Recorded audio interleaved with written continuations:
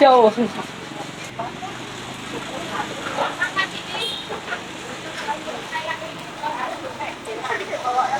Bán bao nhiêu là một cân trắng này đó. Minh ơi, từ 34 đến bây giờ.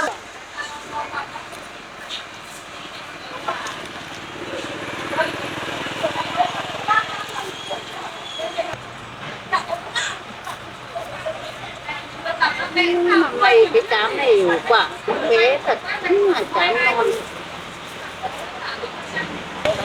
Đâu đấy đã mà rồi. Nó phải là nó không biết cái cục này phải nó là cục này phải ra cái thực phẩm có những người nó vàng hè đây này.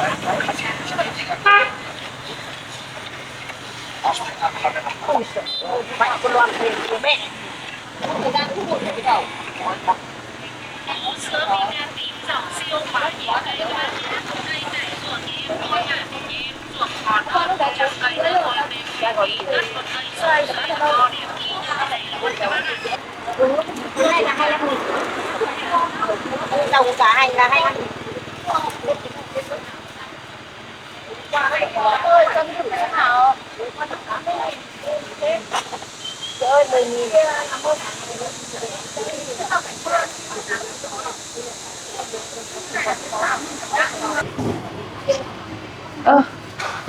Bác ạ. Tiểu San à? Bác cũng đi mua hàng à? Bác cũng đi chợ mua tí đồ. Vâng.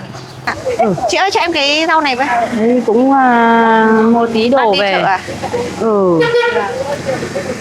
Cho em thêm 5.000 giá đỗ. Bác mua gì đấy bác? Bác đi chợ mua tí đồ về nấu ăn chưa? Vâng. 5.000 giá đỗ. Cháu dạo này bây giờ có rảnh không? Cháu bây giờ cháu cũng rảnh ạ. Có việc gì đấy ạ? Bác muốn có tí chuyện nói chuyện với cháu một tí. Bây giờ cháu cũng rảnh bác ạ. Thế thì mình sang quán nước bên kia bác có tí chuyện nhé. Dạ vâng. Thế bác sang đấy trước đi ạ, để cháu còn trả tiền ạ.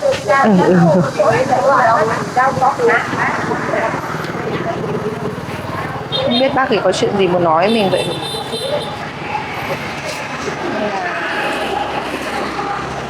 Liệu có phải chuyện về 200 triệu?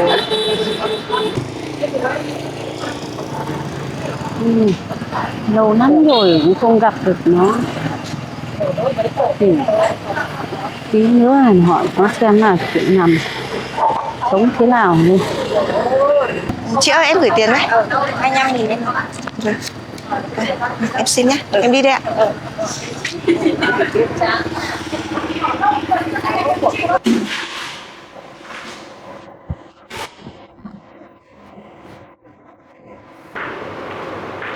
Em trà sữa. Vâng.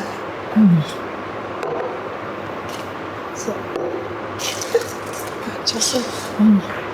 Cháu uống nước đi. Dạ vâng ạ. Bác uống đi bác.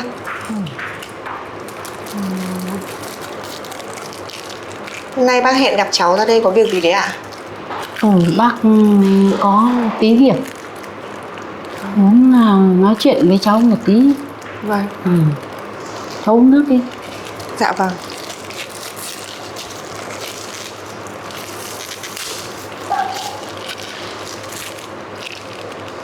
Cháu mời bác ạ. Uống đi cháu.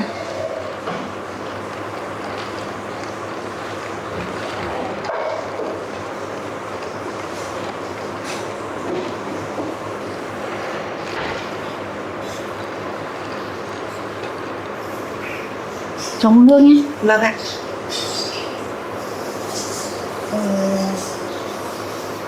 Có chuyện gì vậy bác? Bác nói luôn đi ạ. Chuyện là thế này. Mà cũng không có gì đâu. Thế dạo này cháu sống như thế nào? Có tốt không? Cuộc sống của cháu thì dạo này vẫn ổn bác ạ. Cũng khá là tốt. Còn cuộc sống của bác dạo này thế nào ạ? Thì đến cũng nhiều chuyện xảy ra xong rồi đến bây giờ thì cũng gọi là tạm ổn rồi cháu à. Mà cũng lâu lâu lắm rồi không gặp cháu, thì hôm nay bác gặp cháu ở chợ đấy thì cũng muốn nói chuyện tâm sự với cháu một tí. Dạ vâng. Bởi vì cháu mới bị bé Ivy sống, thì thỉnh thoảng thế thì Sơn nó cũng đón Ivy về thì sống thì đỡ, thì bá năm lúc thì bá nhớ cháu thì cũng bảo Sơn nó đón. Vâng ạ. Còn cũng muốn để hôm nay gặp thì muốn là hỏi thăm xem là công việc của cháu bây giờ sống có được tốt không. Bác cũng rất là vui là hôm nay gặp cháu ở đấy, thì cũng bảo mời cháu thì cháu nhận lời. Thì còn thì công việc của cháu dạo này ổn chứ? Công việc của cháu thì thật ra là cháu đợt này cháu cũng chưa làm gì cả. Lúc trước thì cháu cũng có hay đi thu hoạch để kiếm thu nhập ấy, nhưng mà đến thời điểm hiện tại thì cháu cũng đang nghỉ rồi để chuẩn bị cho một cái dự định mới. Chứ đợt này thì cháu cũng không làm gì. Vậy à? Vâng ạ. Hiểu San à?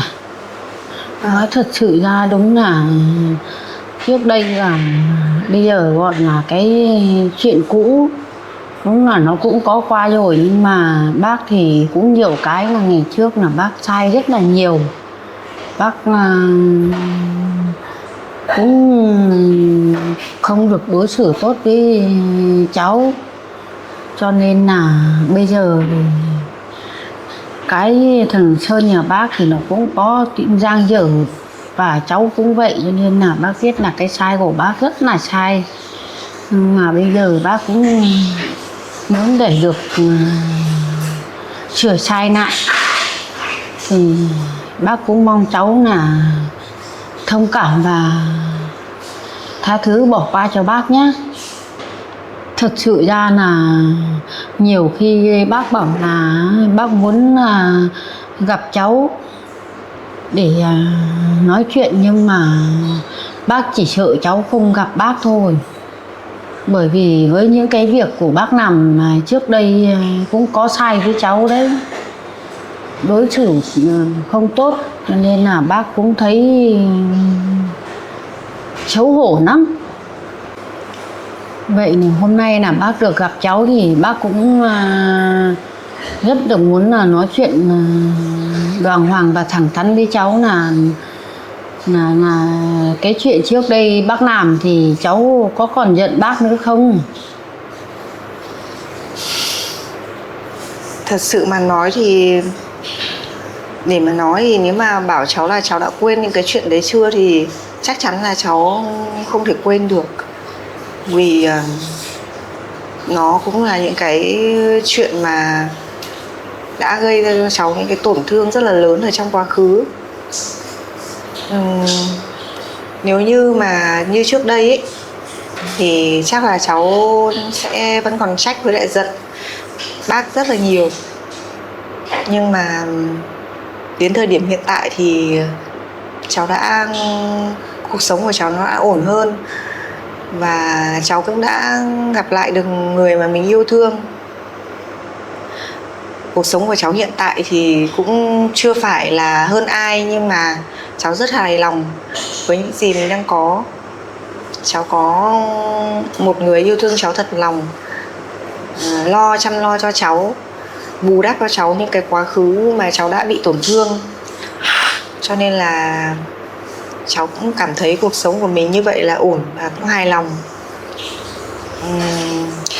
Còn về việc mà tha thứ cho bác ấy thì cháu nghĩ là nên tha thứ cho nhau để mình có một cái cuộc sống nhẹ nhàng hơn, nhẹ lòng hơn, không phải nặng lòng làm gì cả.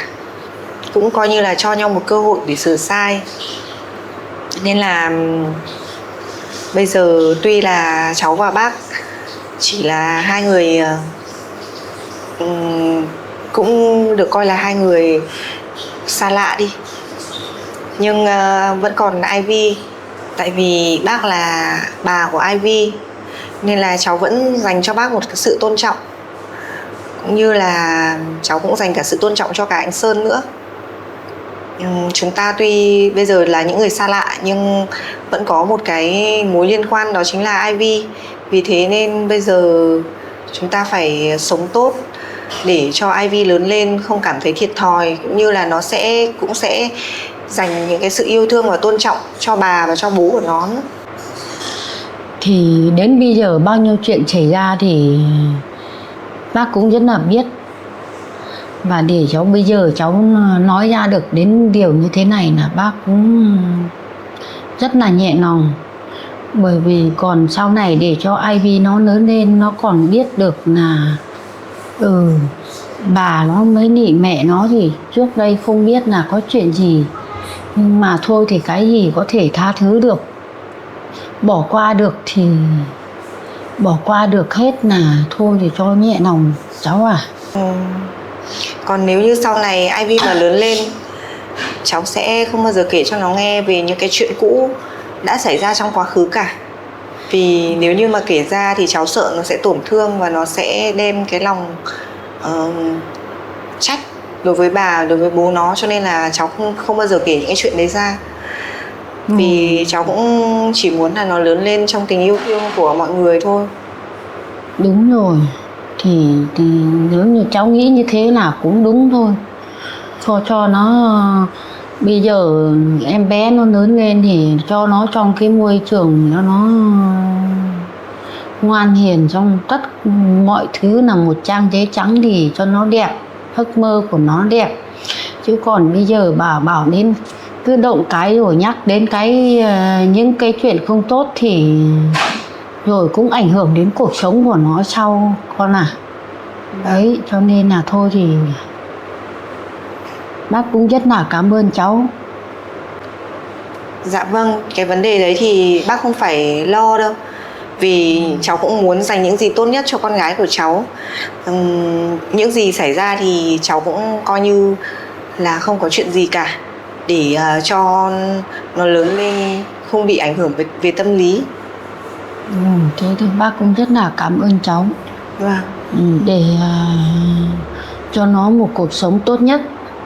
Thì kể cả là bác cũng vậy thôi mà Sơn thì cũng thế. Thì mà hôm nọ có thấy Sơn nó đưa cho Ivy một cái sổ tiết kiệm 200 triệu đấy không? Có bác ạ. Cái số tiền đấy thì đấy cũng được bồi thường nhà đất. Thì bác cũng bảo là Ivy thì cũng vẫn là cháu ruột trong nhà, mà cũng vẫn là con của Sơn. Thì bác cũng có một tí để cho Ivy sau này, nên là gửi vào một cái sổ đấy. Vâng, cháu cũng thấy anh ấy đưa cho cháu. Thì cháu cũng có hỏi anh ấy là thế anh đã hỏi ý kiến của mẹ anh chưa. Thì anh cũng bảo là cả gia đình đã bàn và thống nhất. Thì cháu cũng rất là cảm ơn bác với lại cả anh đã dành cái số tiền 200 triệu để cho Ivy. Cũng biết là gia đình cũng được đền bù một cái số tiền khá lớn. Cháu thì cũng vẫn cứ cất cái số tiền đấy thôi để dành dụm cho Ivy sau này, chứ cháu cũng không động vào cái số tiền đấy cả. Thì cái số tiền đấy thì bác cũng đã cho Ivy rồi.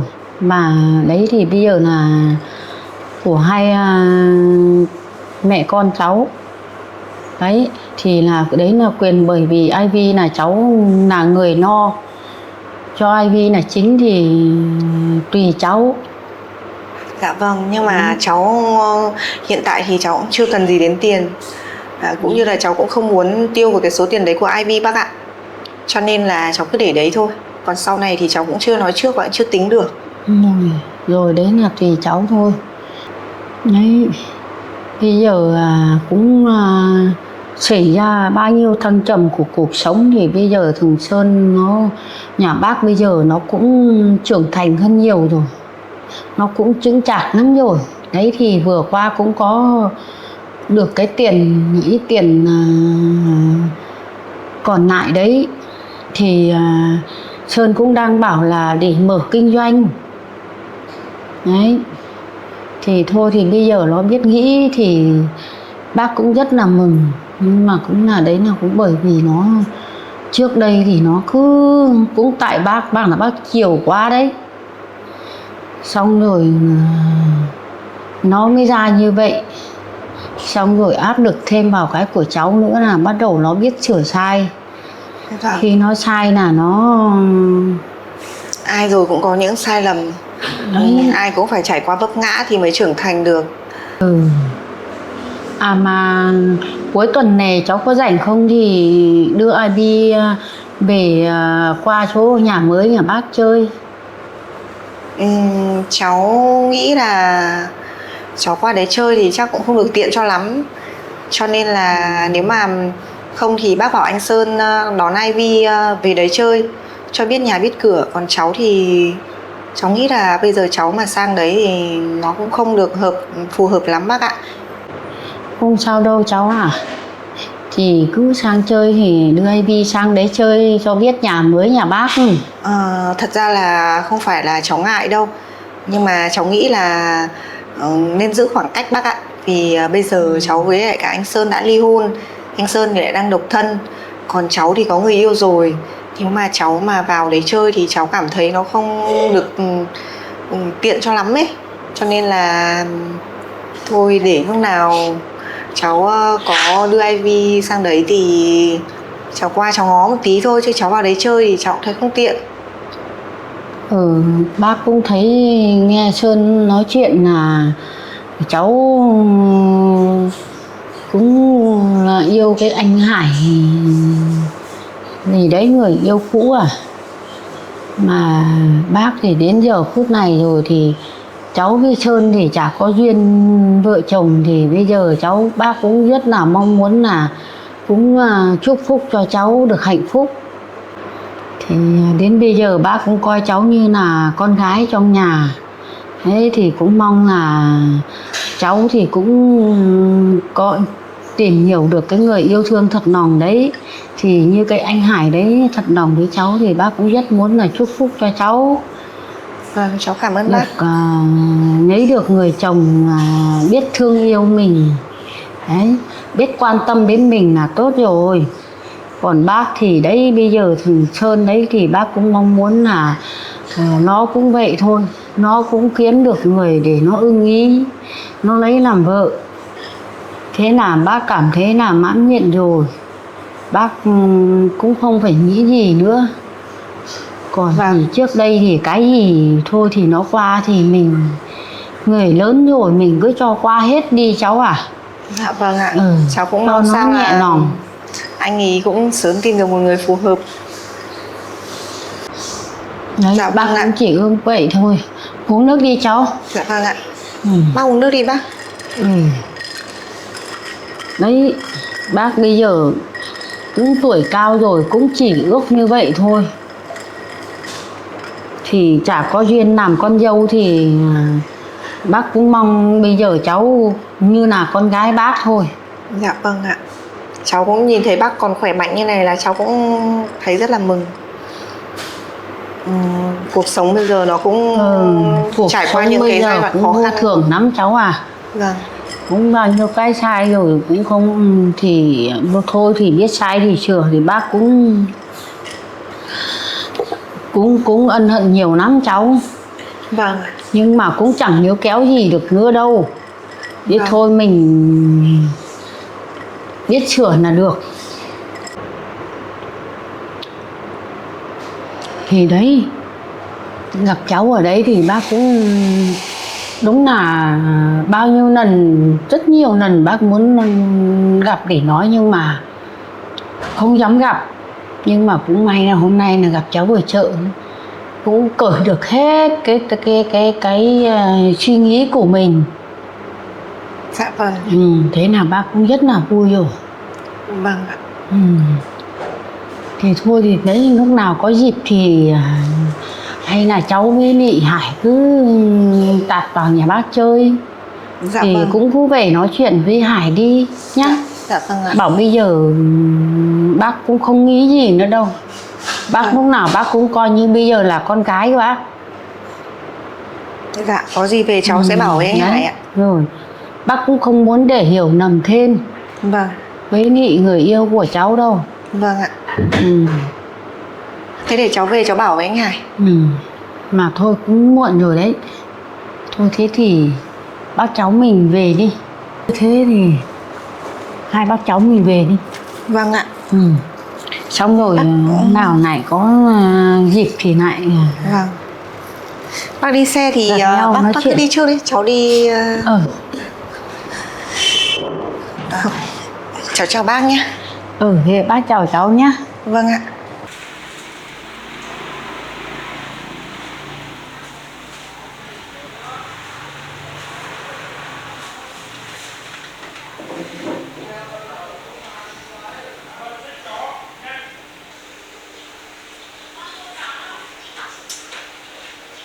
Lúc nãy mình cũng không ngờ là mẹ chồng cũ của mình lại nói ra được những cái lời như vậy.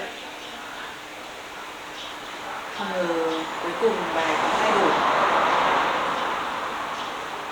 trở thành một con người biết suy nghĩ hơn. Bà ấy còn xin lỗi mình nữa. Ban đầu mình lại cứ tưởng bà ấy gọi mình ra là để đòi lại số tiền 200 triệu cơ.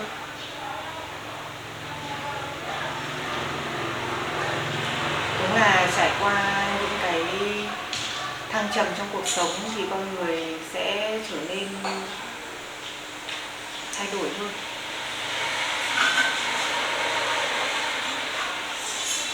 Giờ không ai còn ghét bỏ ai nữa.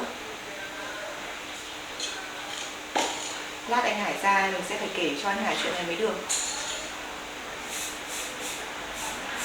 Thôi, bây giờ mình sẽ đi làm một ngày bánh xèo. Hôm qua anh Hải vừa nói với mình là anh ấy thèm ăn bánh xèo xong.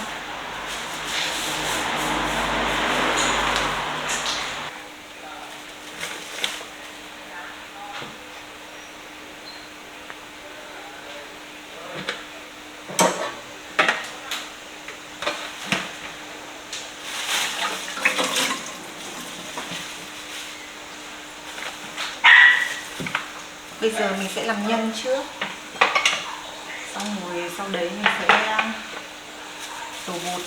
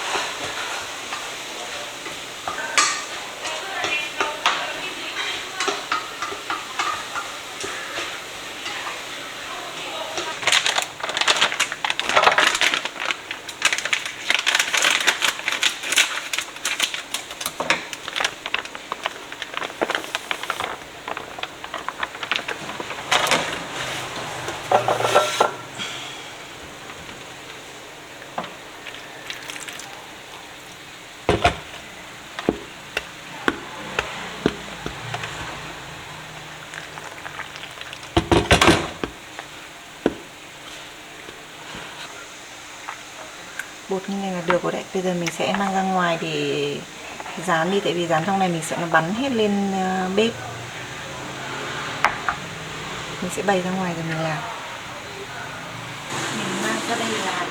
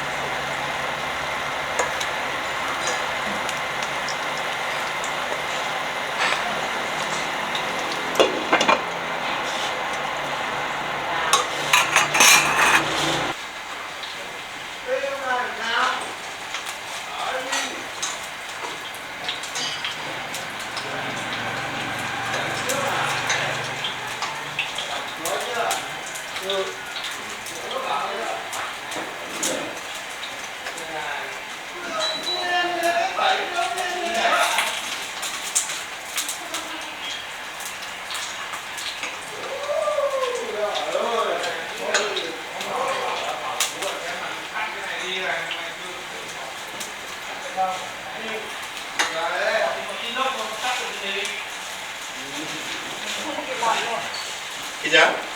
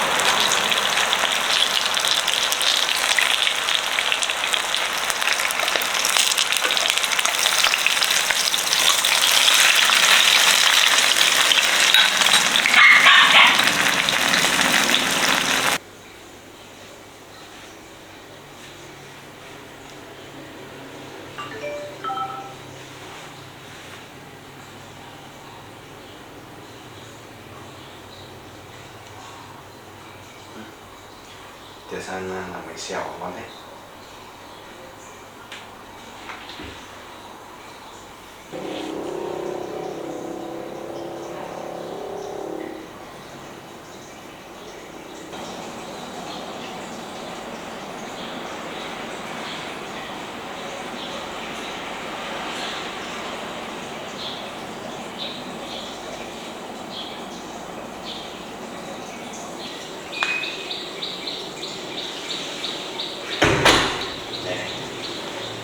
Đi làm được không?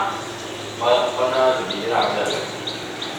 À thế là cái chuyện hôm qua cán là được giải quyết đến đâu rồi? Cái chuyện hôm qua con giải quyết đến đâu rồi? Hôm qua thì con với Toàn cũng xuống tận nơi để thăm hỏi gia đình họ và cũng hỗ trợ gia đình một cái phong bì 20 triệu. À, đợt này thiệt hại cũng nặng hơn vậy. Vâng. Nói chung là họ cũng bán bớt đi cũng lỗ khoảng độ gần 200 triệu. Hỗ trợ họ một chút gọi là tấm lòng. Thì tôi cũng hỗ trợ người ta một ít thì hội viên người ta cho ta đỡ khổ. Vâng.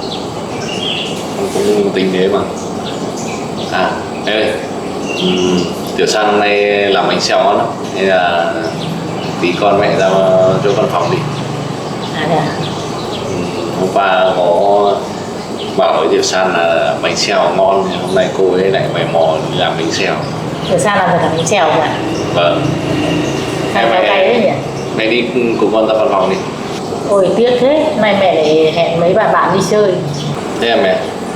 Mẹ hẹn với mấy cô đi chơi à? Ừ.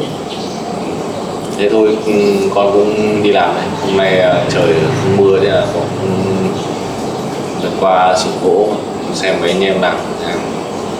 Rồi thế trời tạnh giáo này con tranh thủ con đi ra xem là trường phiếc nó như thế nào. Vâng. Nhé. À, Ừ. thế thì trưa mẹ không phải nấu cơm con đâu, con ăn ở ngoài văn phòng luôn với Tiểu San. À thế à? Vâng. Nhé. Ừ. Con đi đấy. Ừ, thế con Chào đi mẹ. nhá. Vâng. Tiểu một con bé Tiểu Sa này khéo tay thích nên làm những món ngon.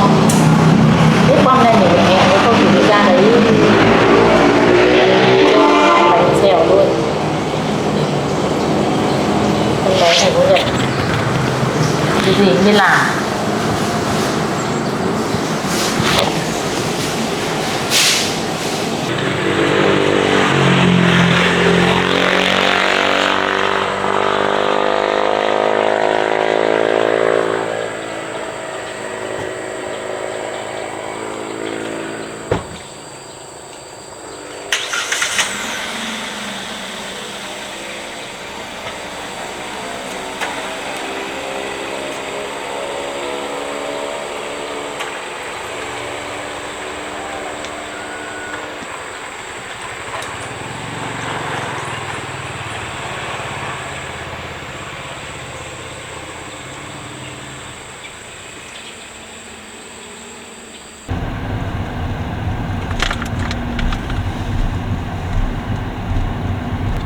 Tiếc thế nhỉ, mẹ này bận phải đi chơi với các cô, mẹ không thì bảo mẹ đi ra văn phòng mình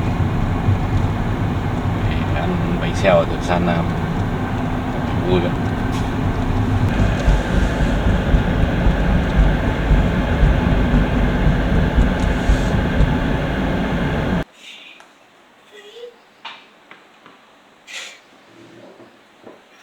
Mình sẽ cắt sẵn nó ra luôn.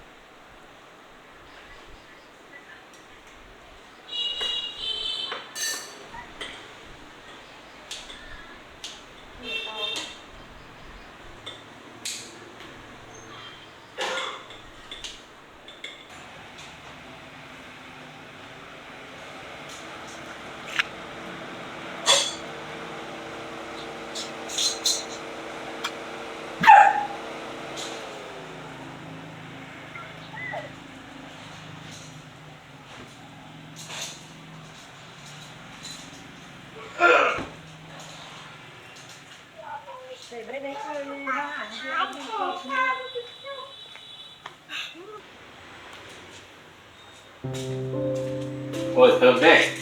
Anh đến rồi à?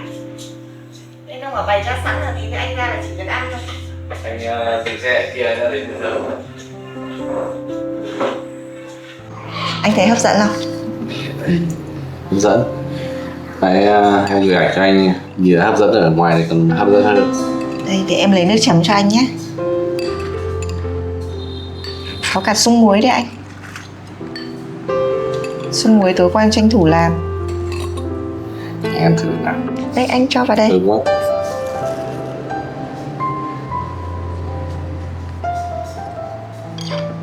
Cuốn cả kèm cả cái này cho dễ này anh.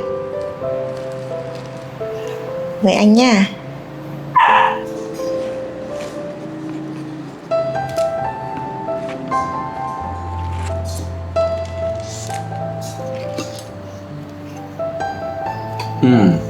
Giòn tan.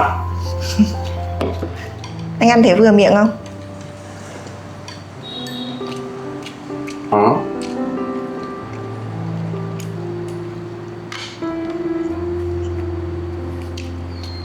Lúc nãy mà anh mà ra luôn là nó còn giòn hơn cơ. Giờ nó hơi nguội nguội một tí. Em mời anh nha.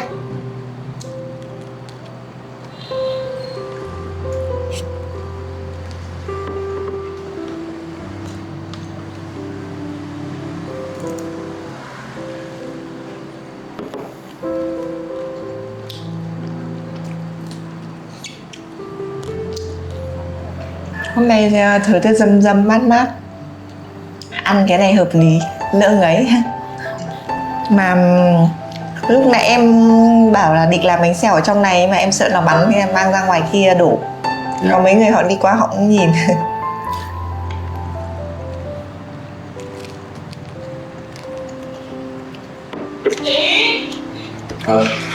Ở ngoài đấy thì em luôn bằng cái gì? Có cái bếp từ ấy. À, thế thì Bếp từ ngày trước anh mang cho em ấy.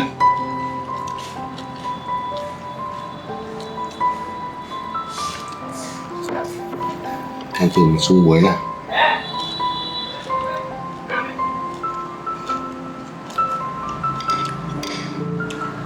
Em làm nhiều hết.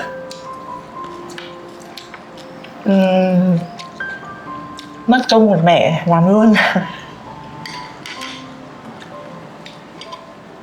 Em ơi.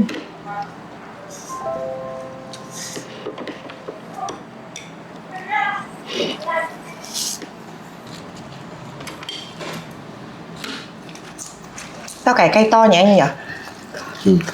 Nay em ra chỗ chị Trung ấy.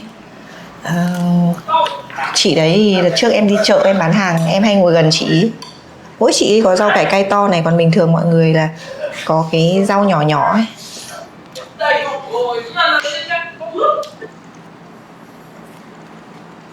Mà cũng không to bằng cái rau lần trước ở trong nhà mình nhỉ? Vâng.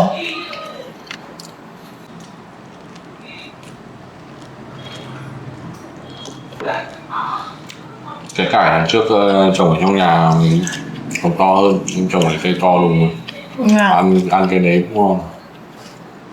Ăn cái đấy thì đã luôn.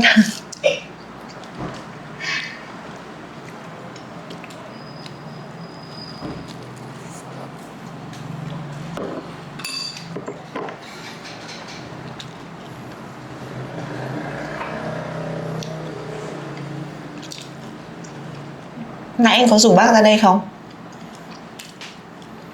Anh có rủ nhưng mẹ bảo mẹ có hẹn. Mới cô bạn của mẹ cũng bảo là lâu lâu về mấy chị em chưa gặp nhau, phải từ lúc mẹ đi quê giờ cũng đấy, hẹn nhau đi chơi. Vâng. Tí nữa anh qua trụ sở cũ xong anh tranh thủ anh ghé vào trong cái đất nhà mình đang san ủi. Vâng ạ. Ngó xem tình hình nào. Mưa chắc nào cũng bị ướt hết, bẩn hết rồi. Trong nhà mà mưa thế này thì chắc cái đất đấy nó sạt hết xuống anh nhỉ? Chắc là cái đất mới sàn ra ấy, lầy hết. Anh ăn nữa đi anh. Để này. Mà em có chuyện này muốn kể với anh. Chuyện gì vậy? Hôm nay trong lúc em đi chợ ấy, thế là em có gặp lại mẹ chồng cũ của em. Thế à? Dạ vâng. Xong lúc đấy thì bà cũng có bảo em là đi ra quán nước để nói chuyện với bà một chút. Thì thật sự là lúc đầu ấy, em cũng trong đầu em cũng đang nghĩ là hay là bà lại nói về cái số tiền 200 triệu, hay là bà không đồng ý cho em. Xong em cũng bảo thôi, vì đằng nào cũng gặp rồi, bà cũng bảo là ra quán để nói chuyện đi, thì em cũng đi ra thì vào, bà cũng có nói là đại loại là bà cũng bảo là từ cái lúc mà xảy ra chuyện kia là cũng chưa gặp em lần nào để xin lỗi em ấy, với lại cả để nói về những cái chuyện cũ. Thì bà hỏi em có con trách bà không, có vẻ như bà khá là thay đổi. Xong rồi bà cũng nói đến cái số tiền 200 triệu anh ạ, cái số tiền mà anh Sơn anh ấy đưa cho em mà bảo làm sổ tiết kiệm dưới tên Ivy ấy. Xong bà cũng bảo là cái số tiền đấy là bà cũng được biết rồi, bà cũng đồng ý để cho Ivy.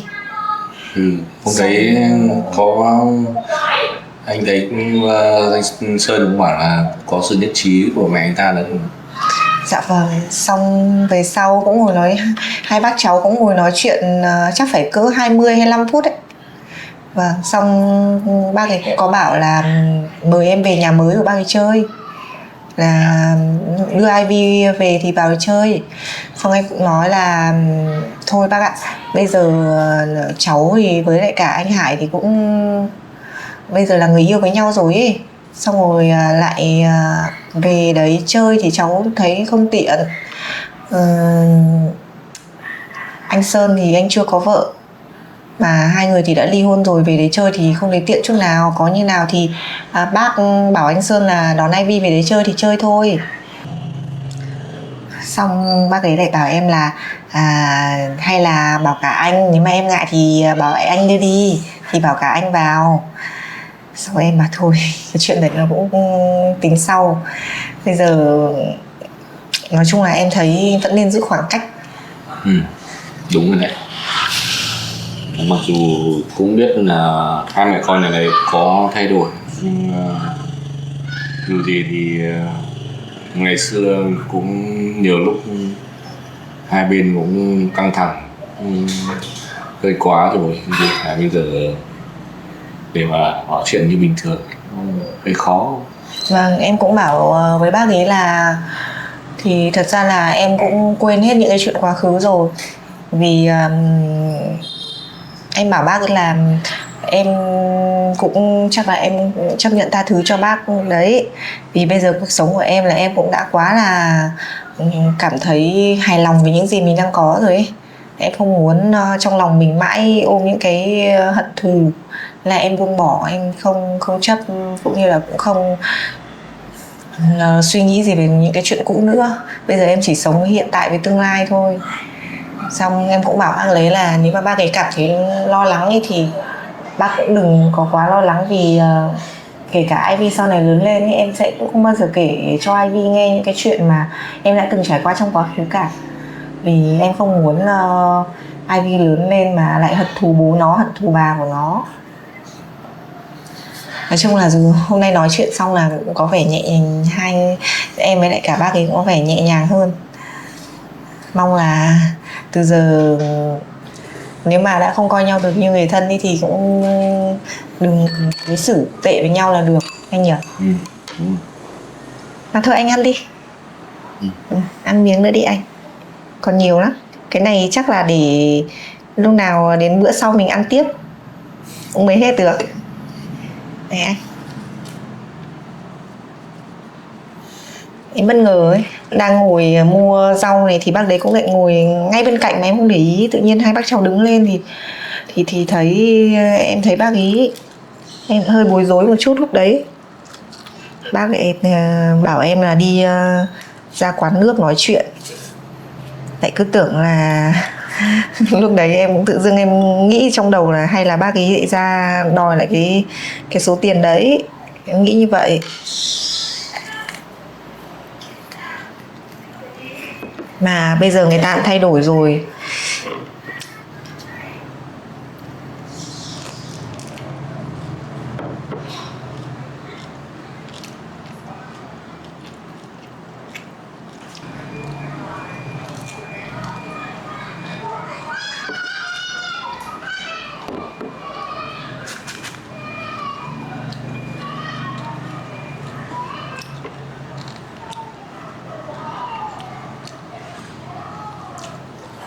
Người em suy nghĩ cái hành động như thế là rất là đúng. Vì những chuyện ngày xưa thì cũng qua rồi ấy.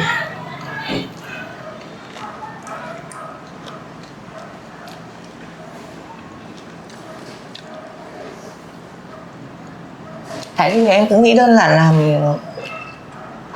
con người với nhau thì mình cũng phải biết cho nhau một cơ hội, coi như đấy là cơ hội cho người khác sửa sai.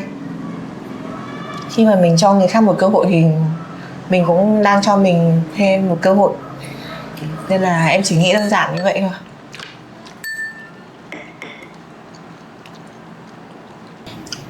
Cái sung này mà để đến tầm mai nó bắt đầu nó ngấu là ăn ngon lắm anh ạ.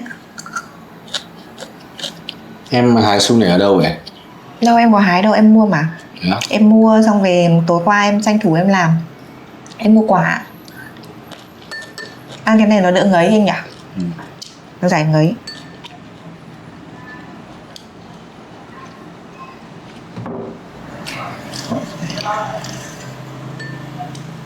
Hôm nay là ăn cũng chua chua, giòn giòn này. Vâng. Này cất tủ lạnh ăn thì giòn nữa nhỉ? Vâng ạ.